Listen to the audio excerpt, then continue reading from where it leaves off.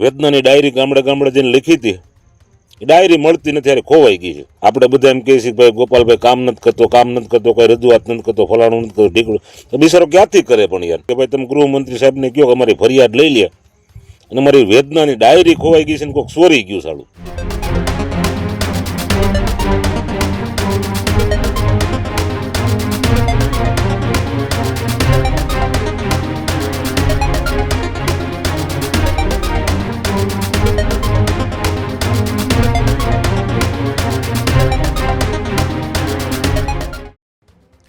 સમાચારોમાં આગળ વાત વિસાવદરની કરીએ તો જ્યારથી ગોપાલ ઇટાલિયાએ વિસાવદર વિધાનસભાના ધારાસભ્ય બન્યા છે ત્યારથી હંમેશા તેઓ ચર્ચામાં રહેતા હોય છે અને ત્યાંના સ્થાનિક લોકો દ્વારા ગોપાલ ઇટાલિયાનો વિરોધ યથાવત રહ્યો છે અને વધુ એક સ્થાનિકનો વિડીયો વાયરલ થયો છે અને તેમાં તેઓ ગોપાલ ઇટાલિયા ઉપર નિશાન સાધી રહ્યા છે.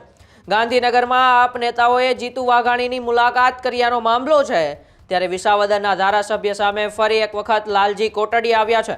વિસાવદરમાં ખાતરની રજૂઆત તો કરી જશે એવી આશા અમે રાખી છીએ એવું પણ લાલજી કોટડિયાએ કહ્યું છે. તો ઇટાલિયાએ ચૂંટણી સમયે લખેલી વેદનાની ડાયરીની પણ યાદ અપાવી છે. ગોપાલ ઇટાલિયાની વેદનાની ડાયરી ખોવાઈ ગઈ છે તેવું પણ લાલજી કોટડિયાએ કહ્યું છે. જીતુ વાઘાણીને કહ્યું છે કે ગૃહમંત્રીને કહીને અમારી ફરિયાદ લેવડાવો તેવું પણ લાલજી કોટડિયાએ આરોપ નાખ્યો છે.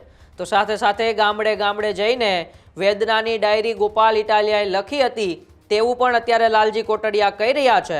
તો તે ડાયરી બેલા કાંડમાં ચોરાય કે પછી જામનગરના જૂતા કાંડમાં ચોરાય તેવા પણ લાલજી કોટડિયા અત્યારે સવાલો ઊભા કરી રહ્યા છે.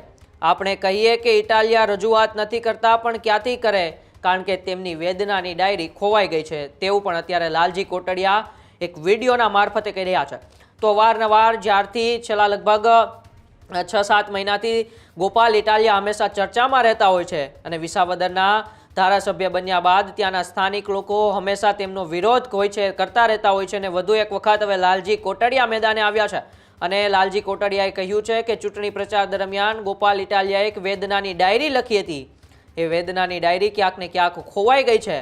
જો કોઈને મળે તો કહેજો. અને ગઈકાલે જ્યારે આપનું પ્રતિનિધિ મંડળ સીએમ સાથે મુલાકાત કરવા પહોંચ્યું હતું એ પહેલાં જીતુ વાઘાણીને મળ્યા હતા ત્યારે લાલજી કોટડિયાએ કહ્યું કે શું ગૃહમંત્રીને કહીને જે વેદનાની ડાયરી ખોવાઈ ગઈ છે એના વિશે તમે વાત કરો અને જલ્દીમાં જલ્દી વેદનાની ડાયરી મેળવો, કારણ કે એ પછી વેદનાની ડાયરી બેલા કાંડમાં ખોવાઈ ગઈ કે પછી જામનગરના જૂતા કાંડમાં એ અમારે જાણવું છે, કારણ કે વેદનાની ડાયરીમાં અમારા 150 ગામના પ્રશ્નો તેમાં લખ્યા છે. જો એ વેદનાની ડાયરી મળશે તો જ અમારા કામો થશે એવું લાલજી કોટડિયાએ પોતાના વિડીયોમાં કહ્યું હતું. આવો આપણે સાંભળીએ પહેલાં લાલજી કોટડિયાને કે તેઓ શું કહી રહ્યા છે. હવે આજે એક આપણે વિડીયો જોયો, આ ભાઈ આપણો ધારાસભ્ય ગોપાલ ઇટાલિયા નિશુદાન ગઢવીન. હવે તમને કહું, જીતુભાઈ વાઘાણીને બથવું ભરી ભરીને મળ્યા. સારું કહેવાય એમ કે ભાઈ એને તો વિસાવદર તાલુકાની જરાક કદાચ રજૂઆત કરી છે, કૃષિ મંત્રી છે, તો કે ભાઈ અમારા તાલુકામાં ખાતરની અછત છે, રોડ રસ્તાની અછત છે, તકલીફ છે, એવી કંઈક રજૂઆત તો કરી છે ને.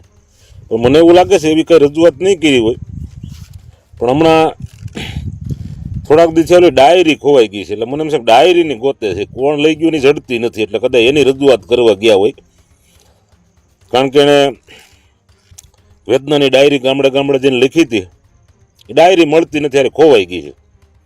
એટલે કદાચ જીતુભાઈને એને ભલામણ કરી હોય કે ભાઈ તમે ગૃહમંત્રી સાહેબને કહો કે અમારી ફરિયાદ લઈ લે, અને મારી વેદનાની ડાયરી ખોવાઈ ગઈ છે ને કોઈક ચોરી ગયું સાલું. હવે ઓલા બેલા કાંડમાં ચોરી ગયું કે પછી જામનગર જૂતા કાંડમાં કોઈ ચોરી ગયું કે પછી ઓલા કડદા કાંડમાં ભાઈ જતા હતા ને પાછા ભાગ્ય આવ્યા હતા એમાં ક્યાંય પડી ગઈ ચોરી ગયું છે. એટલે વેદનાની ડાયરી ગોતે છે. પણ આ વેદનાની ડાયરી હારી મળે તો ખબર પડે ને કે ક્યાં ક્યાં ગામમાં શું તકલીફ હતી. આપણે બધા એમ કહીએ છીએ કે ભાઈ ગોપાલભાઈ કામ નથી કરતો, કોઈ રજૂઆત નથી કરતો, ફલાણું નથી કરતો, ઢીકડું. તો બિચારો ક્યાંથી કરે પણ યાર, જેને લખ્યું હતું તો બધું આ મોઢે તો ન હોય, એવડું કાંઈ 150 ગામનું મોઢે તો ન હોય. એટલે 150 ગામમાં હું લખ્યું હતું, કેના કેના નામ લખ્યા હતા, ક્યાંથી ક્યાં કોઈ રસ્તા બાકી છે, શું કોને તકલીફ છે, એ બધું લખ્યું હતું એ વેદનાની ડાયરીમાં. એટલે વેદનાની ડાયરી ખોવાઈ ગઈ છે. હવે જો કોઈ યાર મળે તો બિચારાને આપી દો ને યાર. એટલે અમારો તાલુકામાં કંઈક જે વેદના જે તકલીફ હતી વેદનાની ડાયરીમાં બધું લખ્યું છે, બરાબર છે. એટલે કોઈને મળે તો તો હું તમને અપીલ કરું છું કે યાર મહેરબાની કરી અને અમારા ગોપાલને એની વેદનાની ડાયરી આપી દો તો સારું છે એમ, બરાબર છે. બિચારો કોઈ કેટલા 5 મહિનાથી આ ગાંડો થયો છે, વેદનાની ડાયરી જડતી નથી. કામ તો એને ઘણાય કરવા છે, ફોન એને ઉપાડવા છે, પણ ફોન ઉપાડીને જવાબ હું કઈ રીતના દેવા? કારણ કે જે વેદના તમે મારા ગામમાંથી કીધું હોય કે ભાઈ મારા ગામમાં આ તકલીફ છે, બરાબર છે, તો એ એમાં ડાયરીમાં લખ્યું હોય ને ભૂલાઈ ગયું હોય, ઓલું તો બધું મોઢે તો ભૂલાઈ જાય. હવે પછી મારો ફોન ઉપાડે તો હું કામની ઉઘરાણી કરું ને, ભાઈ મારા ગામમાં ફલાણી તકલીફ હતી, ઢીકડી પૂરી તકલીફ હતી, એનું શું થયું?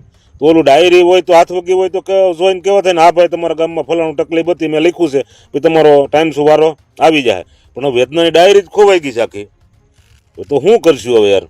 એટલે એવું કંઈક બધા ભેગા થઈને કંઈક આને બધી ફરિયાદ કરી, એટલે યાદ રજૂઆત કરવા ગયા હતા ઈસુદાનને બે જીતુભાઈને, ભાઈ અમારી વેદનાની ડાયરી ખોવાઈ ગઈ છે, તમે ગૃહમંત્રી સાહેબને કહી અને તમે જરીક આ વેદનાની ડાયરીની ફરિયાદ નોંધાવો, બરાબર? કારણ કે આમ તો કોઈ બિચારાની ફરિયાદ લી આમ નથી. એટલે અટાણે હકીકતમાં ગોપાલ સાચો છે, પણ હવે વેદનાની ડાયરી ખોવાઈ ગઈ છે, શું કરવું એનું? એટલે મારા વાલા વેદનાની ડાયરી કોઈને જડી હોય તો મારી બે હાથ જોડીને બધાને અપીલ છે બરાબર કે ભાઈ અમારે આ ભાઈ ધારાસભ્ય છે એની વેદનાની ડાયરી ખોવાઈ ગઈ છે, કોઈને જડે તમે તાત્કાલિક આપી દો, જેથી કરીને અમારા વિકાસના કામ હજી બંધ છે એ ચાલુ થઈ જાય અને અમારા જે આ ખાડાન ખબડાન રોડ રસ્તા છે બધું ઇજત મળે કમ્પ્લીટ થવા, બરાબર છે? એટલું કહીનું જય હિન્દ, જય ભારત.